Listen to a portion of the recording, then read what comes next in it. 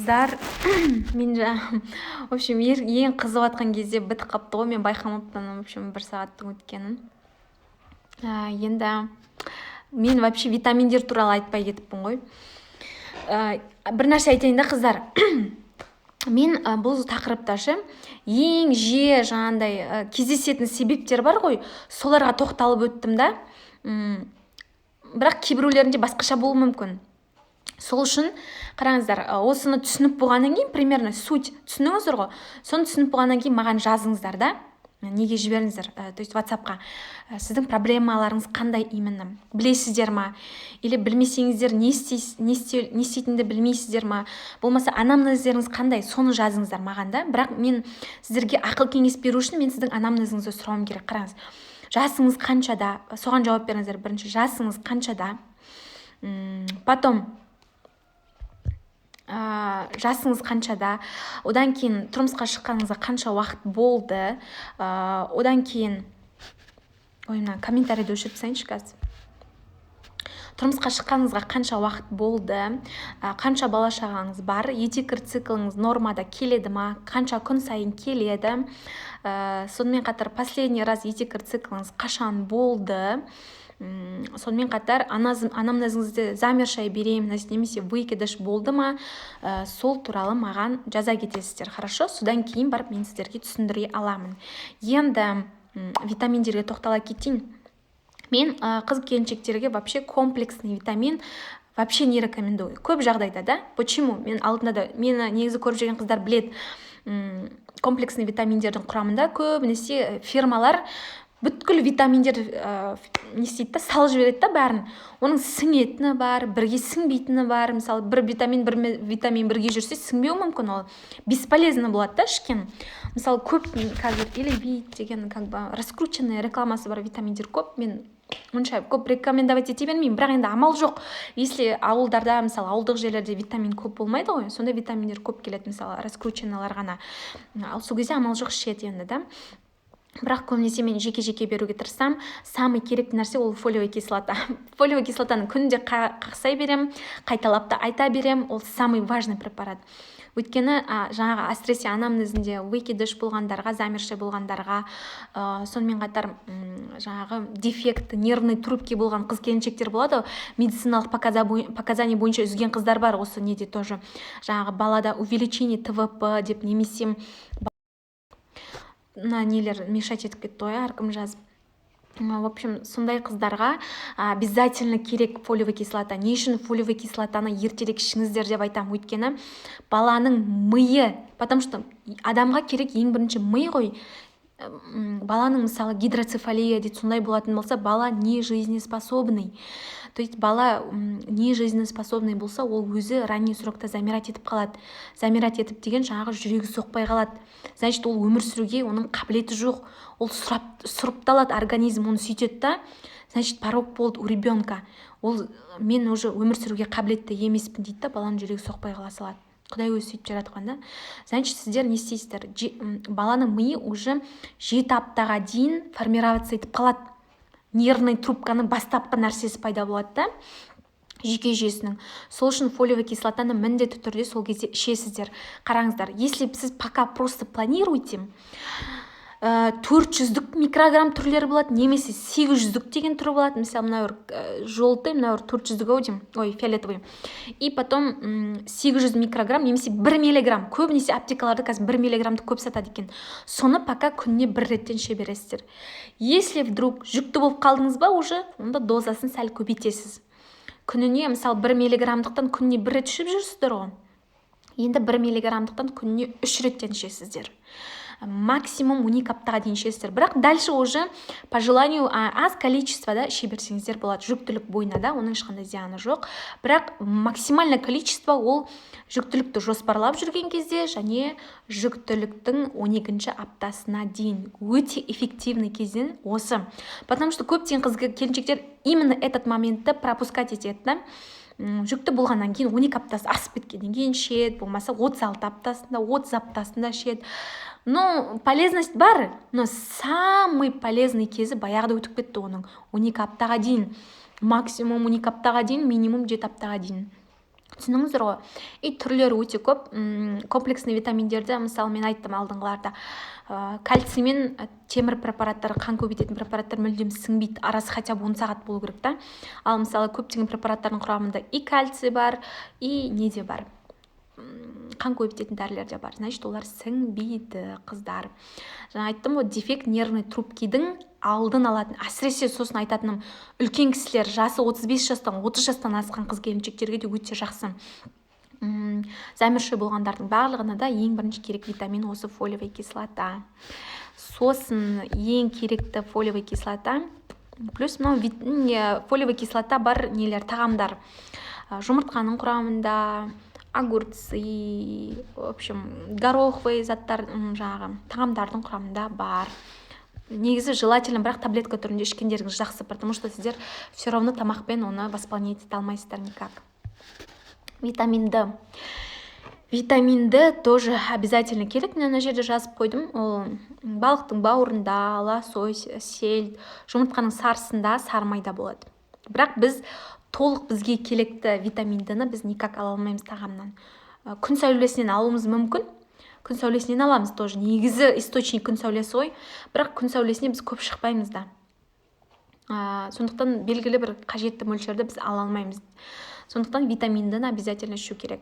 Жүктілікті жоспарлап жүрген қыздар витамин Д-ны, мына жерде примерно салып қойын. iHerb-тың мынау витаминдері. Мына жерде дозалар слишком көп, бұл сіздерге керек емес, қараңыздар.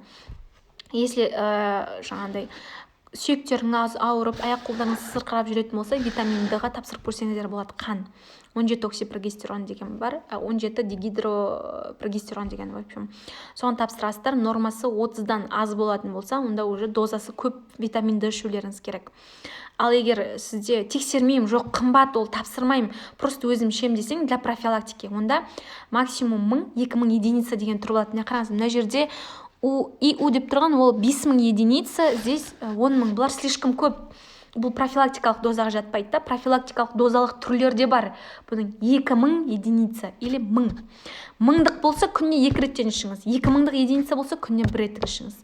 Бірақ если вдруг жоқ, мен витамин Д-ға тапсырам десеңіздер, витамин Д-да мөлшері аз болып шықса, мысалы нормасы 30 ғой, 30-дан аз 15, 10, 2 есе төмен болса, значит сіздерге көбірек тешу керек болады. Витамин Д-ны восполнять ету керек, потому что витамин Д тоже на беременность, на зачатие влияет. Соңғы жылдары көптеген зерттеулер жүргізіліп жатыр. Пока 100% дәлелденген жоқ, бірақ әсер етеді деген дәлелдеулер жүріп жатыр. Сосын тағы бір керекті витамин бұл йод. Әсіресе жаңағы зобы бар қыз келіншектерге йод міндетті түрде керек, потому что йодта бізде тиреотропный гормондардың нормально бөліну үшін, қанға нормально сіңу үшін, потому что тиреотропный гормон нормально бөлінсе, бізде овуляция да жақсы болады. Препараты йод. Йод препараттары біз по-любому негізі тағамдармен көп алып восполнять ете алмаймыз. Сол үшін әсіресе жоспарлап жүрген қыз келіншектер обязательно йодты ішіңіздер. Міне қараңыздар. Йодамарин деген бар, болмаса ядафол. Ядафол деген тоже мен көп берем, жақсы да. Потому что ядафол, ол жерде и йод бар, ядамарин бар, и фолиевая кислота бар. Түсініңіздер ғой? Фолиевая йодта екеуі де күшті да, прям жақсы. Мен осыны көбінесе рекомендовать етем қыз келіншектерге. И витажиналь деген препарат бар, витажиналь деген. Ең керекті мен жаңа айтқан бар ғой, солар ғана бар ішінде. Осы фолиевая кислота бар, витамин Д, йод бар, омега-3 бар и плюс препарат железа бар. 5 осы не бар, самый лучший препарат, который... Бірақ көбінесе ауылдарда көп жоқ деймін негізі. Қыздарға рекомендовать етсем, таппадық дейді да, бірақ қалалардан табады. Осы, если комплексно ішеміз дерсеңіздер, примерно осыны ішіңіздер, хорошо? Сосын омега-3. Омега-3 тоже, как фолиевая кислота сияқты, өте маңызды қыздар. Как бы қараңыздар. Даже если сіз беременный болмасаңыздар да оны ішулеріңіз керек, не обязательно беременным. Омега-3-дің өте маңызы, өте зор, мидың интеллектуалдық миды жақсартады, қатты жақсартады. Как бы басыңыз постоянно ауырып шаршаңқы жүрсеңіз, бодрый боласыз. Еще плюс жүкті кезде ішсеңіз, если да жүктілікке дайындалып жүргенде ішсеңіз, балаңызда интеллектуалдық, то есть миы жақсы дамиды ол баланың. Кейінде интеллектуалдық деңгейі де тоже жоғары деңгейде болады. Сіз қазірден бастап балаңызға соны сіңдіруіңіз қажет та. Потому что қараңыз, сіз не іштіңіз, не жедіңіз, соның барлығы балаға питательный нәрсе ретінде балаға сіңдіріліп өтіп, жаңа плацента арқылы балаға барады. Сол үшін де біз дұрыс тамақтаныңыз деп айтамыз жүктілік кезінде. Омега-3-дің түрлері өте көп. Мен көбінесе омега-3-ді неден берем? Айхербтан сатып алыңдар деп айтам қыздарға. Өте прям күшті түрлері бар. Кейбір қыз келіншектер андай фирмалардікін ішеді екен да.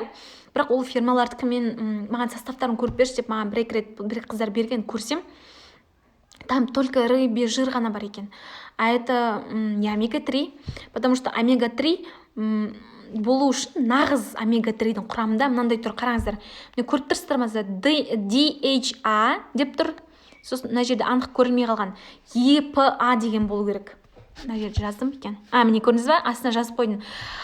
Экозопентаеновая және докозагексаеновая кислота. Осы екі кислота обязательно болу керек. Кейбір фирменный жаңағы Oriflame дейма, Wellness дейма, білмеймін, в общем, Biosi дейма, сондай әртүрлі компаниялардың көрсет қыздар, там вообще нету EPA мен DHA деген. Значит, это ненормальная омега-3.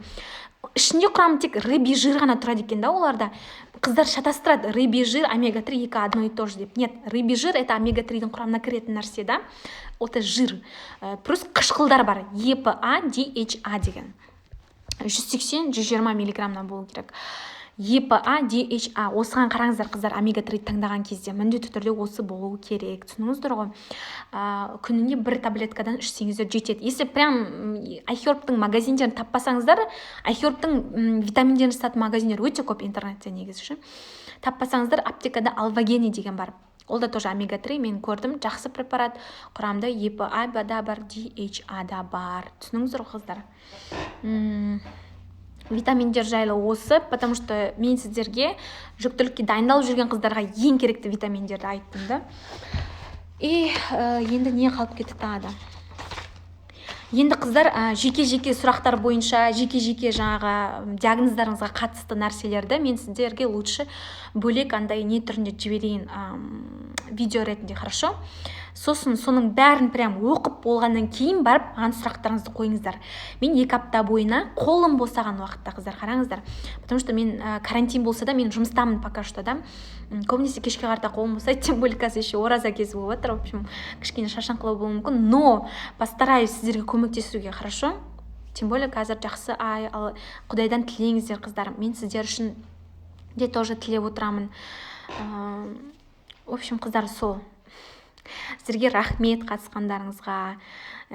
Негізі тақырыптар өте көп, айта берсем, просто не хочу сіздердің миларыңызға бірден түсінбей қалуларыңыз мүмкін да, загружать не хочу.